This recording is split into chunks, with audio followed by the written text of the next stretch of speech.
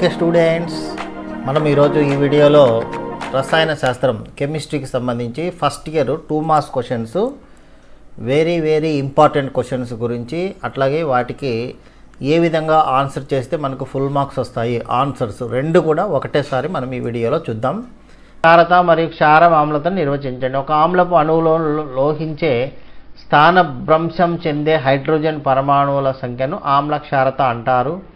ఒక క్షారం అణువులో ఉన్న హైడ్రాక్సీ గ్రూపుల సంఖ్యను ఇక్కడ ఆ క్షారం ఆమ్లత అని పిలుస్తారనమాట. సో నెక్స్ట్, వివృత వివక్త వ్యవస్థలు అంటే ఏమిటి?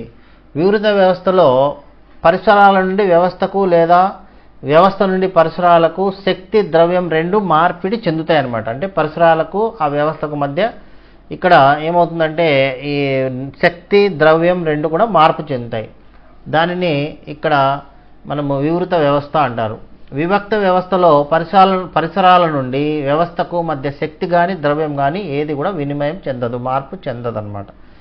వినిమయం అనేది ఉండదు. నెక్స్ట్, లూయిస్ ఆమ్లం అంటే ఏమిటి? ఉదాహరణ ఇవ్వండి. ఎలక్ట్రాన్ జంట స్వీకర్తను లూయిస్ ఆమ్లం అంటారు. ఎగ్జాంపుల్ బోరాన్ ట్రైఫ్లోరైడ్, అట్లాగే H+. క్షారలోహాలలో దేనికి అసాధారణ సాంద్రత ఉంటుంది? వెరీ ఇంపార్టెంట్ క్వశ్చన్ ఇది. ఫస్ట్ ఏ గ్రూప్ మూలకాల సాంద్రతలో మార్పులు క్రమం ఏమిటి?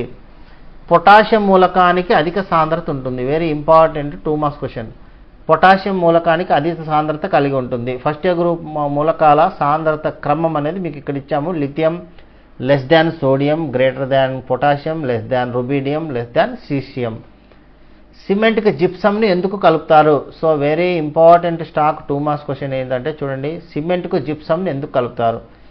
సిమెంట్కి జిప్సమ్ కలపడం వల్ల సెట్టింగ్ నెమ్మదిగా జరిగి సిమెంట్ తగినంతగా గట్టి పడుతుంది అన్నమాట. అంటే సిమెంట్ అనేది బాగా గట్టిపడడానికి ఉపయోగపడుతుంది. అందుకే సిమెంట్కు జిప్సమ్ కలుపుతారన్నమాట. ఘనస్థితిలో BeCl2 నిర్మాణం రాయండి. ఘనస్థితిలో BeCl2 శృంఖల నిర్మాణం ఉంటుంది. ఇది స్ట్రక్చర్ నేర్చుకోండి. బెరీలియం అంటే మధ్యలో క్లోరిన్లు వచ్చేసి యాడ్ చేయాలి. నెక్స్ట్, పొటాషియం అట్లాగే సోడియం అయాన్ల జీవ రసాయన శాస్త్ర ప్రాముఖ్యం తెలపండి. Number of times. కణాల్లో ద్రవాభిసరణ పీడనాన్ని నిలకడగా ఉంచడానికి ఈ అయాన్లు తోడ్పడతాయి. ద్రవాభిసరణ పీడనాన్ని నిలకడగా ఉంచడానికి ఈ అయాన్లు తోడ్పడతాయి అన్నమాట. నెక్స్ట్, కణాల్లోని కర్బన అణువులతో ఉన్న రుణావేశాలను లోహాయాన్లపై ఆవేశాలను తుల్యం చేస్తాయి. అంటే అయానిక్ బ్యాలెన్స్ చేయడానికి కూడా ఇవి ఉపయోగపడతాయి అన్నమాట. నెక్స్ట్, జడ జంట ప్రభావం అంటే ఏమిటి? Very important question. జడ జంట ప్రభావం లేదా జడ ఎలక్ట్రాన్ జంట ప్రభావం ఏదైనా ఒకటే. నెక్స్ట్ ఆన్సర్ ఏంటంటే, బంధ నిర్మాణంలో NS లోని ఎలక్ట్రాన్లు పాల్గొనడానికి ఇవి వ్యతిరేకతను చూపుతాయి. దీనినే జడ జంట ప్రభావం అంటారు. సో NS2 ఎలక్ట్రాన్లు ఏమవుతాయంటే బంధ నిర్మాణంలో పాల్గొనడానికి వ్యతిరేకతను చూపుతాయి అన్నమాట. దీన్ని జడ జంట ప్రభావము, జడ ఎలక్ట్రాన్ జంట ప్రభావం అంటారు. నెక్స్ట్, బోరోజిన్ సాంకేతికాన్ని వ్రాయండి. దాని సాధారణ నామం ఏమిటి? బోరోజిన్ అను ఫార్ములా B3N3H6. దీని సాధారణ నామం ఇనార్గానిక్ బెంజిన్. నెక్స్ట్, రూపాంతరత అంటే ఏమిటి? కార్బన్ స్ఫటిక రూపాంతరాన్ని తెలపండి. ఒకే మూలకం వివిధ భౌతిక రూపాలలో ఉంటే ఒకే రకమైన రసాయన ధర్మాలను కలిగి ఉండటం రూపాంతరత అంటారు.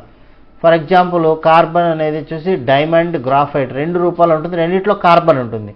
కానీ డైమండ్ భౌతిక రూపం వేరు, గ్రాఫైట్ యొక్క భౌతిక రూపం వేరు. కాబట్టి ఒకే మూలకం వేరు భౌతిక రూపాలు, అంటే ఇట్లా వేరు భౌతిక రూపాలు ఉంటాయి. వజ్రం అనేది కార్బనే. గ్రాఫైట్ పెన్సిల్లో ఉంటుంది కదా మనకు నిబ్బని, అది కూడా గ్రాఫైటే, అది కూడా కార్బనే. కానీ డైమండ్కు గ్రాఫైట్ ఉన్నటువంటి దాంట్లో తేడా ఎక్కువ ఉంటుంది. సో అటువంటి భౌతిక రూపాలంటే వేరుగా ఉన్నట్లయితే అటువంటి అలా ఎగ్జిబిట్ చేసేటటువంటి మూలకాల యొక్క ధర్మాన్ని రూపాంతరత అని అంటారు. వజ్రానికి అధిక ద్రవీభవన ఉష్ణోగ్రత ఉంటుంది. ఎందువలన? చూడండి, వజ్రంలో వెరీ ఇంపార్టెంట్గా అది sp3 సంకరీకరణంలో ఉంటుంది. టెట్రాహైడ్రల్ స్ట్రక్చర్లో ఉంటాయి. అన్ని సింగిల్ బాండ్స్ ఉంటాయి. CC సింగిల్ బాండ్స్ ఉంటాయి.